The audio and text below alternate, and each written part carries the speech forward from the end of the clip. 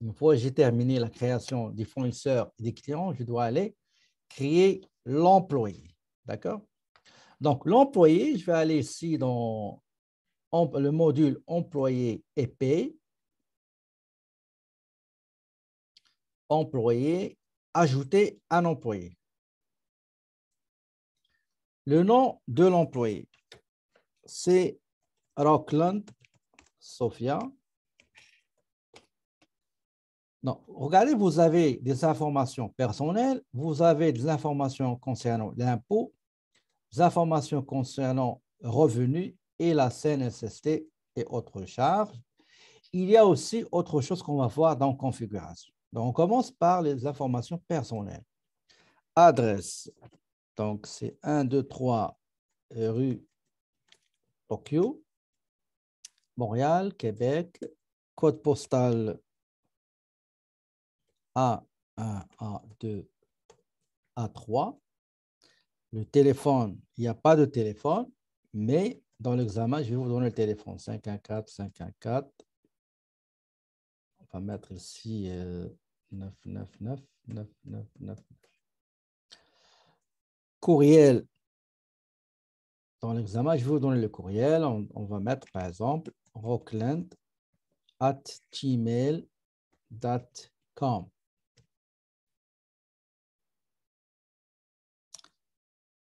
Le numéro d'assurance sociale, donc on va mettre 99 99 998. Date de naissance, donc c'est 07 2000, pardon, 09 1990. Sexe, c'est une femme. Embauchée le 7/7/2021.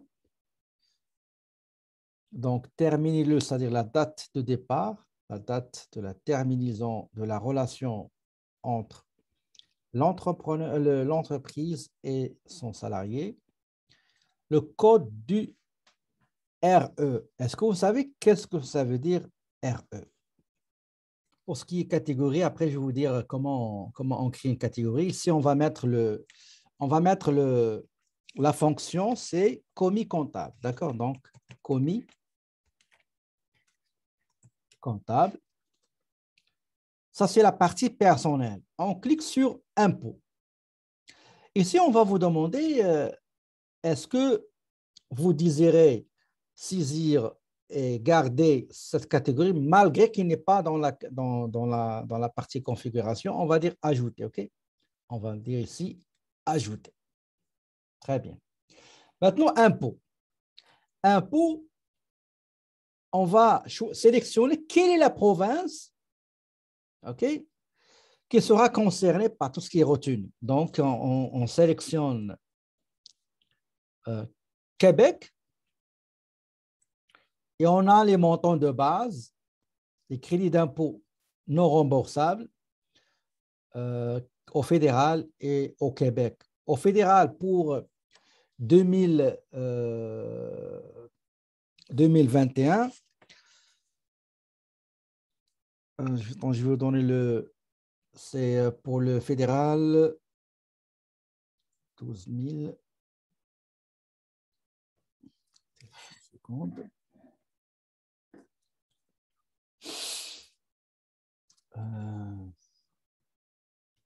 12, 3, 5.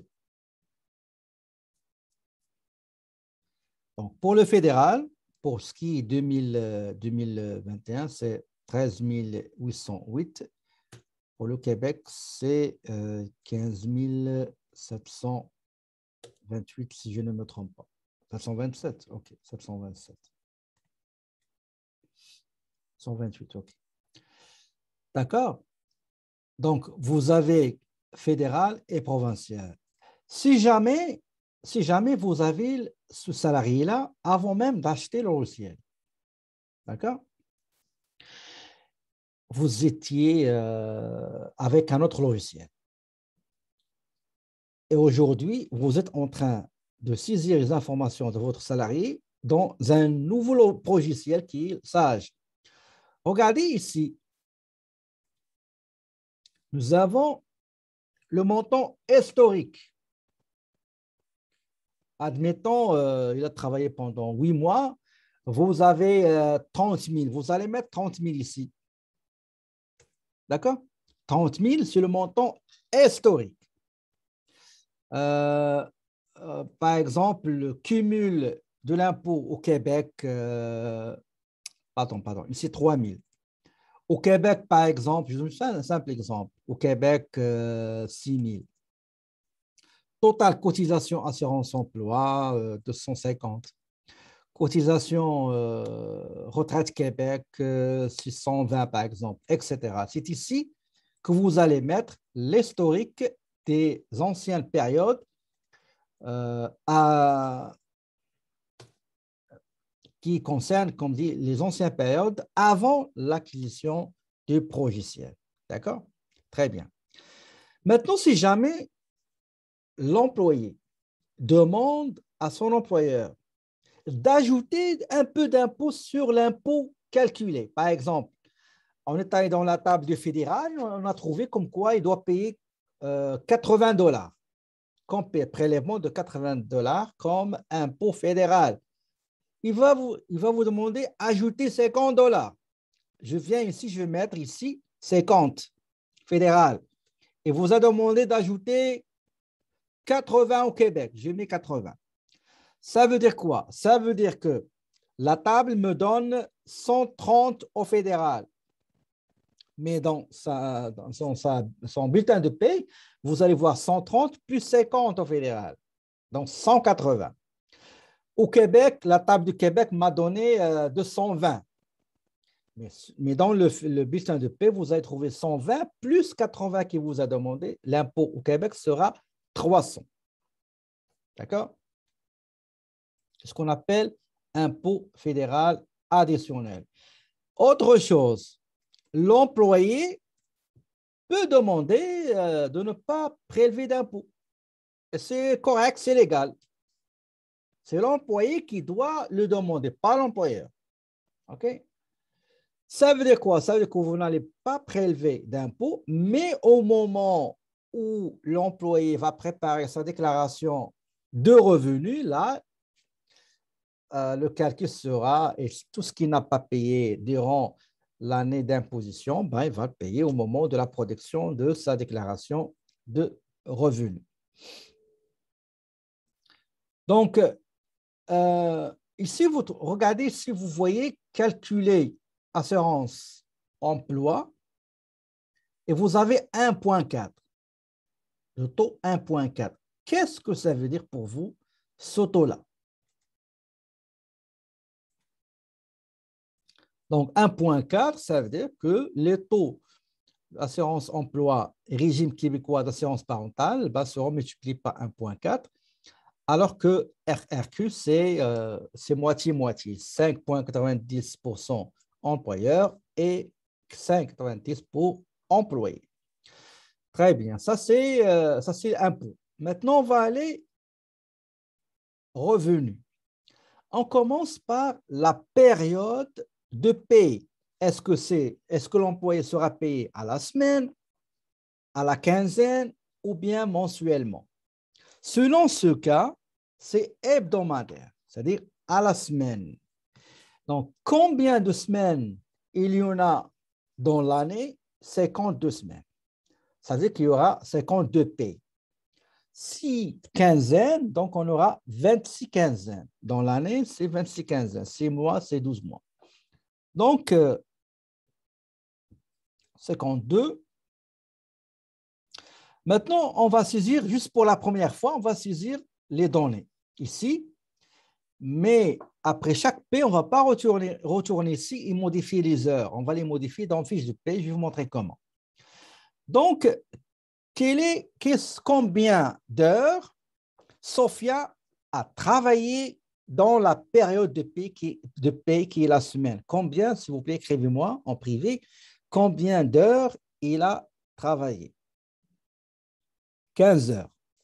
Attendez, 15 heures. OK. Donc, il a travaillé 3 jours. Chaque jour, il a travaillé, dans chaque jour, 8 heures. Donc, 8 fois 3 jours, c'est 24 heures. Maintenant, le taux horaire, chaque heure sera payé à combien? Chaque heure sera payée à combien, s'il vous plaît? À 15. Très bien. Donc, je vais mettre 15 ici. Maintenant, est-ce qu'il y a une information qui nous informe, est-ce qu'il y a des heures supplémentaires travaillées?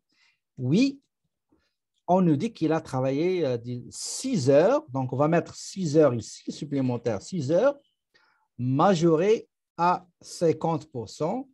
Donc, j'ai 15. La moitié de 15, c'est 7,5 $. Donc, 15 plus 7,5, c'est 22,5. Donc, on va mettre 22,5. Et voilà. Maintenant, il nous reste le taux de vacances. Comme j'ai dit, les vacances, généralement, le taux pour les gens qui dans l'ancienneté, est moins de 3 ans, le taux, c'est 4%. Les salariés dont l'ancienneté dépasse 3 ans et plus, 3 ans et plus, c'est 6%. Au moment où vous allez partir en congé, si vous avez dans l'ancienneté moins d'1 an, vous avez une journée par mois, maximum 2 semaines. Si votre ancienneté se situe entre, c'est-à-dire moins de 3 ans, vous avez 2 semaines de congé, continue bien sûr. Et si votre ancienneté elle est de 3 ans et plus, vous avez 3 à 3 semaines continue. Et le taux, bien sûr, c'est 6%. Ici, c'est nouveau, on va mettre 4%. Après, on va aller à CNESST, la Commission des normes de l'équité, de la santé et de la sécurité au travail. On va mettre le taux moyen qui est 1,77. Pardon, 1,77. Qu'est-ce que j'ai fait? 1,77. OK? Est-ce qu'il y a des questions avant que j'enregistre? Donc, j'ai dit, j'utilise les informations personnelles, NAS, date de naissance, date d'embauche, adresse. Impôt, je sélectionne la province. Si jamais il désire ajouter d'un montant à l'impôt, c'est-à-dire impôt additionnel, je le mets ici au fédéral et au Québec. Je mets montant de base pour 2021, 13 808 au fédéral et 15 728 au provincial. Je passe, voilà, revenu, c'est nombre de périodes à payer durant l'année. Si c'est hebdomadaire, 52. Si c'est la quinzaine, c'est 26. Si c'est mensuel, on va mettre 12. Et on met le taux de vacances, pas l'oublier, et la CNSST aussi.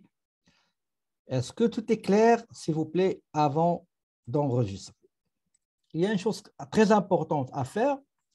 Même si vous avez mis le taux de la CNSST, il ne va pas le calculer. Je ne vais pas vous dire pourquoi et comment faire maintenant, mais à la fin. OK?